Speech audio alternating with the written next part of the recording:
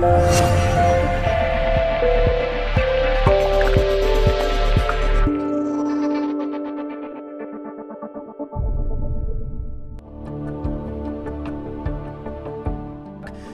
सेविका, कवि और वंचितों की आवाज उठाने वाली सावित्रीबाई ज्योतिराव फुले, जिनके जीवन और कृत्यों के बारे में अभी भी देश के बहुत सारे लोग नहीं जानते। यहाँ तक कि बहुत सारी महिलाएं भी इस बात से अनजान हैं कि अगर वे आज शिक्षित हैं, रोजगार के योग्य हैं, तो वो आखिर किसके प्रयासों के चलते हैं। सावित्रीबाई फुले का जन्म 3 जनवरी 1831 को पुणे से 50 किलोमीटर दूर पुणे के नैगांव में हुआ था।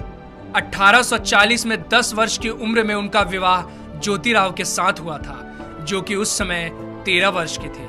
उन्होंने एक बालक को गोद लिया था, जिसका नाम उन्होंने यशवंत रखा। ज्योतिराव ने अपनी पत्नी को घर पर ही पढ़ाया और उन्हें शिक्षिका के तौर पर प्रशिक्षित किया। बॉम्बे गार्जियन के 22 नवंबर 1851 में प्रकाशित एक खबर के अनुसार उनकी आगे की शिक्षा की जिम्मेदारी ज्योतिराव के मित्र सखाराम यशवंत परांजपे और केशव शिवराम भावलकर ने संभाली। सावित्रीबाई फुले भारत की पहली महिला अध्यापिका थी। घर की देहरी लांघकर बाहर पढ़ाने जाने के उनके इस कदम से आधुनिक भारतीय महिला के सार्वजनिक जीवन का प्रारंभ होता है। उन्होंने अपने पति ज्योतिराव फुले के साथ मिलकर महिलाओं की शिक्षा के लिए महत्वपूर्ण काम किया। 1848 में उन्होंने देश में पहली महिला स्कूल की स्थापना की, जिसके बाद वो 5 अन्य विद्यालय खोलने में सफल हुई।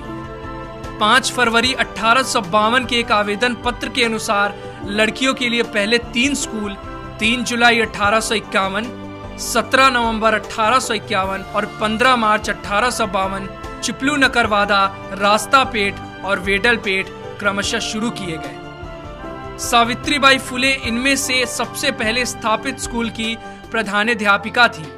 एक ऐसी महिला जिन्होंने 19वीं सदी में छुआछूत, बाल विवाह तथा विधवा विवाह निषेध जैसी कुरीतियों के विरुद्ध काम किया, उसे हिंदुस्तान ने भुला दिया।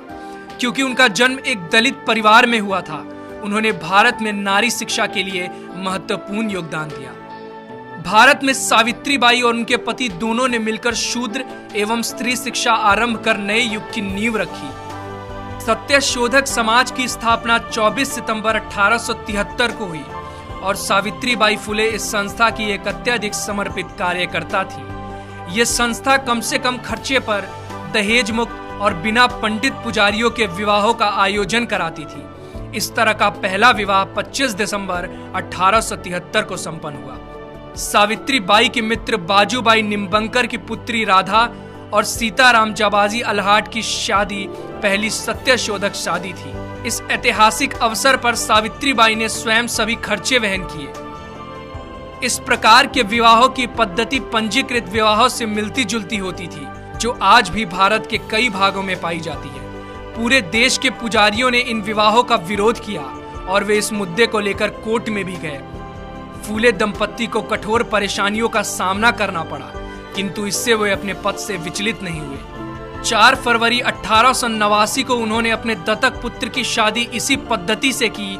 यह विवाह आधुनिक भारत में पहला अंतरजातीय विवाह था। सावित्रीबाई पूरे देश की महानायिका हैं। जब सावित्रीबाई कन्याओं को पढ़ाने के लिए जाती थी, तो रास्ते में लोग उन पर गंदगी, कीचड़, गोबर, विष्ठा तक फेंका करते थे, जिसके कारण वो एक साड़ी अपने थैले में लेकर चलती थी और स्कूल पहुंचकर गंदी हुई साड़ी को बदल लेती थी।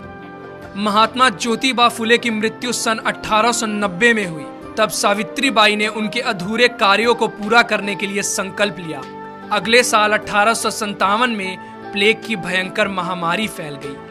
पुणे क्षेत्र में प्रतिदिन सैकड़ों लोग इस प्रकोप में मर रहे थे। सावित्रीबाई ने यशवंत को छुट्टी लेकर आने को कहा और यशवंत के लौटने पर उनकी मदद से उन्होंने सासने परिवार के खेतों में एक हॉस्पिटल खुलवाया।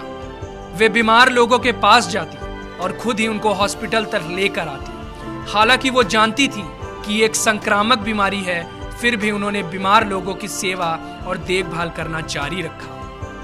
जैसे ही उनको पता चला कि मुंधवा गांव के बाहर महारों की बस्ती में पांडुरंग बाबाजी गायकवाड़ का पुत्र प्लेग से पीड़ित हो गया है, वो वहां गईं और बीमार बच्चे को पीठ पर लादकर हॉस्पिटल लेकर दौड़ी। इस प्रक्रिया में यह महामारी उनको भी लग गई और 10 मार्च 1897 को रात 9 बजे आखिरकार उनकी सांसें हमेशा के लिए थम गई। दीनबंधु ने उनके मृत्यु की खबर को बड़े ही दुख के साथ प्रकाशित किया।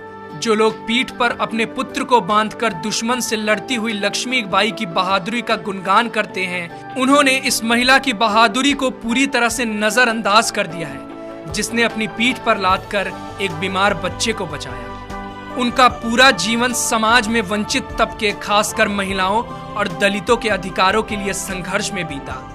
उनकी एक बहुत ही प्रसिद्ध कविता है जिसमें वो सबको पढ़ने लिखने की प्रेरणा देकर जाति तोड़ने की बात करती है। जाओ, जाकर पढ़ो लिखो, बनो आत्मनिर्भर, बनो मेहनती, काम करो ज्ञान और धन इकट्ठा करो। ज्ञान के बिना सब खो जाता है, ज्ञान के बिना हम जानवर बन जाते हैं। इसलिए खाली ना बैठो, जाओ जाकर शिक्षा लो। तुम्हारे पास सीखने का सुनहरा मौका है, इसलिए सीखो और जाति के बंधन को तोड़ो।